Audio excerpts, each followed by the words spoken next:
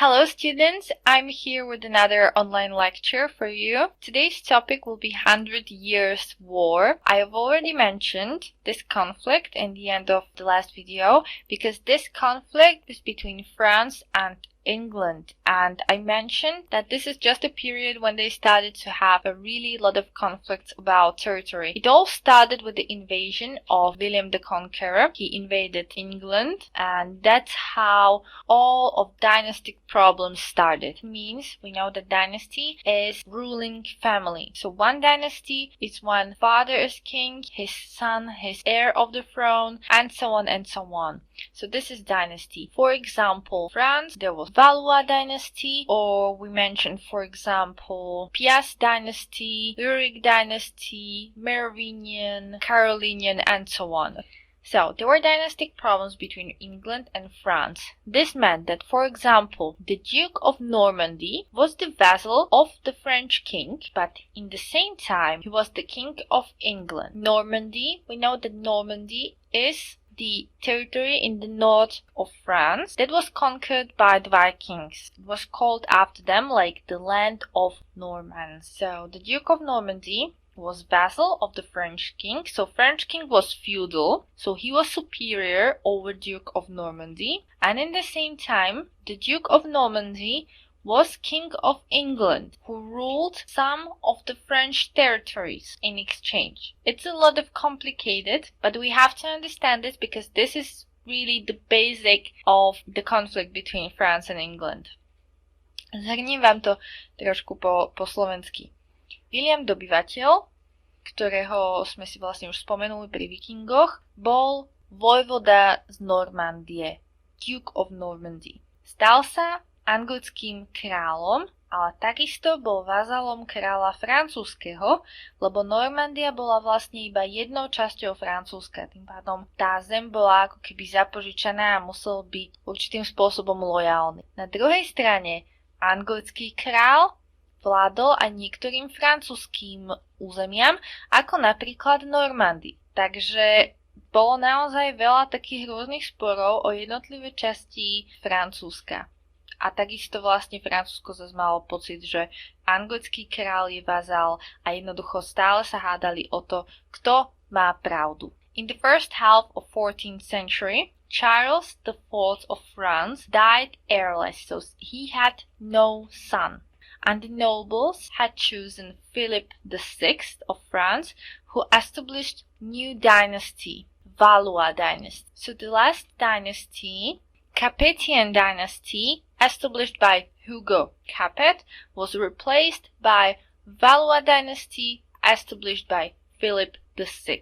Pokiaľ si to tak vezmeme, tak od samostatnosti Francúzska boli dynastie dve. Dynastia Capetovcov, Capetian dynasty, and Valois dynasty.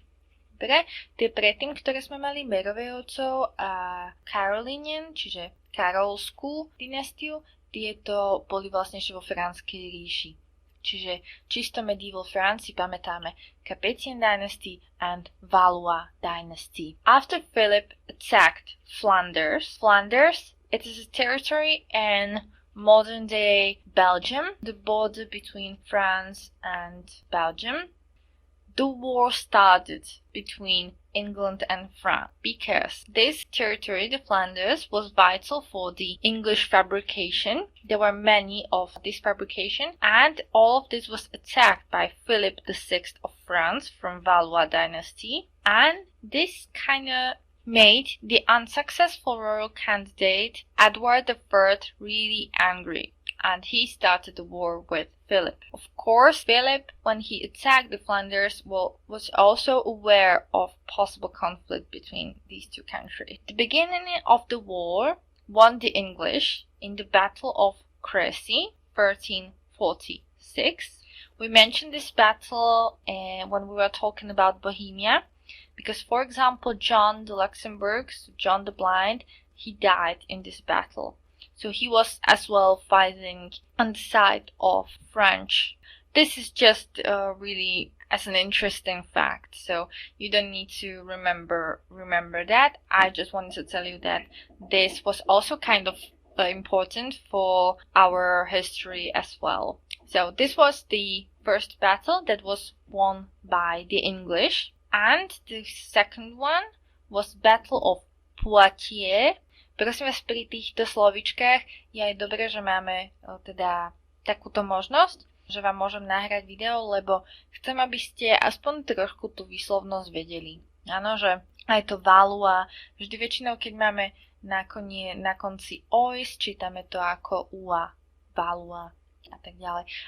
Sú to teda francúzske názvy, ale len trochu, aby sme si rozumeli, keď o tom budete hovoriť, aby to nebolo úplne zle s tou výslovnosťou.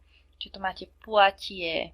This was in 1356, but I will not want you to remember all of that years. This is just so you can see that there were 10 years between the war or between the battles, because these battles usually were happening for a very long time.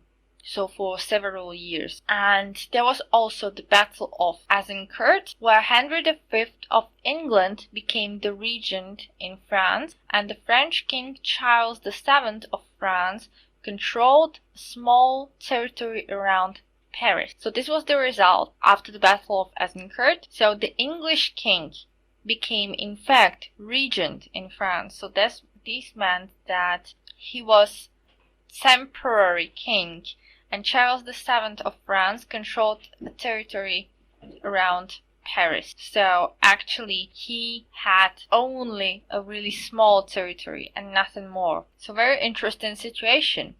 English were really winning this war, okay? Not just battle, but they won Battle of Crécy, they won Battle of Poitiers as well, and also Battle of Azincourt, after which the French king only controlled a little territory around Paris and nothing more. And then something came what totally changed the course of history.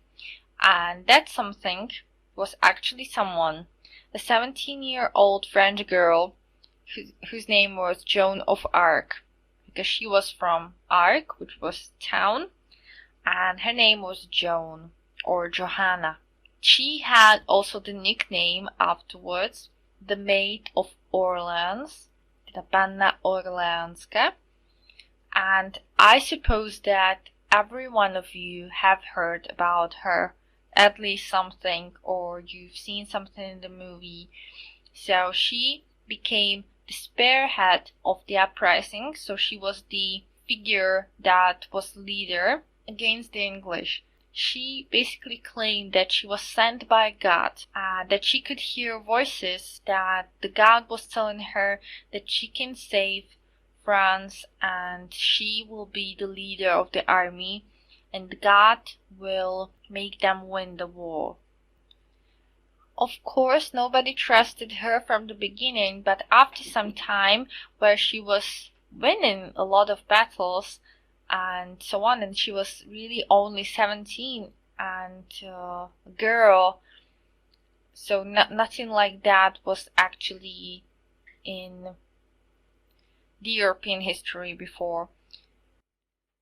That's when they started to nickname her with like the Maid of Orleans and so on, so they started to worship her. But then something came, that she was arrested by the Burgundians, who were people living in specific territory of the France, and they sold her to the English. So the English, they thought that, you know, they were in a really strong position and a good position because they captured, not themselves, but they had Joan of Arc, which was now very important for the French. And she was the leader, so they were thinking, now we can kill her, or we have her kidnapped, and we are now in a position to negotiate. And the French people in that time were actually not interested in saving her. So she was in the end burned at the stake as a witch. Why do you think? Well, it was the same example as, for example, with the Knights Templars. as I mentioned, that they were burned as heretics. That was really common in Middle Ages, that when somebody didn't like what you did, so you were, for example, too modern, you were too progressive, too good for that period, you had your ideology and somebody important didn't agree with you, they just said that you're a heretic. So somebody who worships Satan and who is non-believer, and they could burn you. For women, very special was to call them not heretics but witches, and that was that they started to claim that she didn't hear voices of the angels or God, but evil and demons and Satan, and that she actually was witch because what she did in the at the battlefield was magic. Anyways, the uprising that was led by Joan of Arc led to the liberation from the English. So from that little territory around Paris, it slowly started to getting bigger.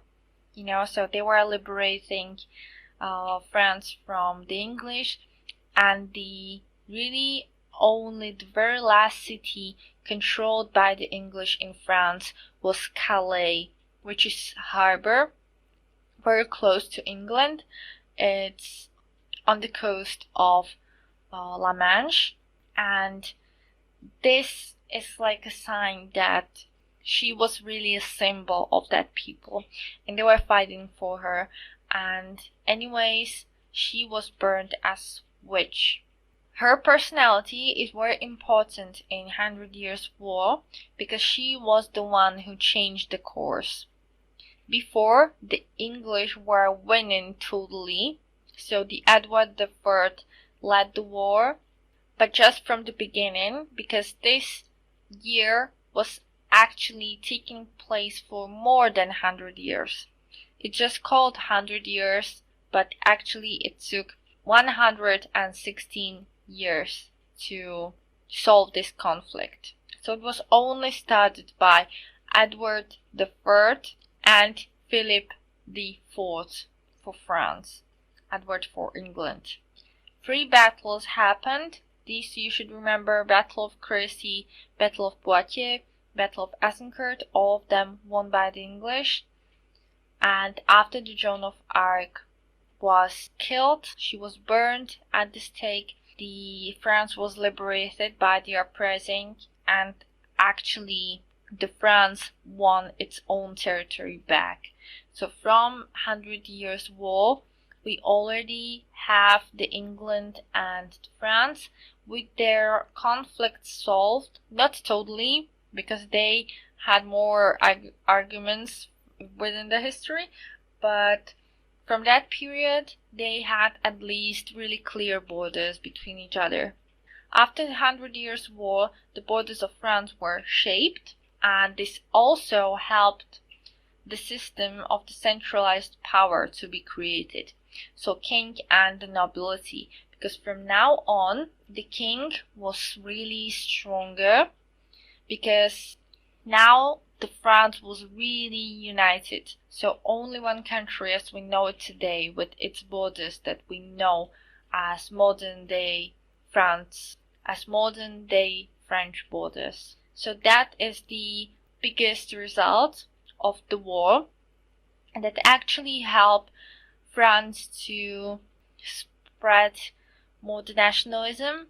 So they started to identify themselves more as important kingdom and one nation. There's video in the presentation. Okay, so I will not put this video within this one, but please open the presentation, and it would be great if you will check it up.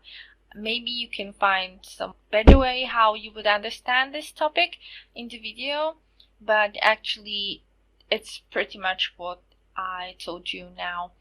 So maybe it will be fun for you. It's kind of like cartoon video about this. Okay, that's everything for today's lesson, and I just want to say you that I wish you a lot of health for these days, and a lot of motivation to study.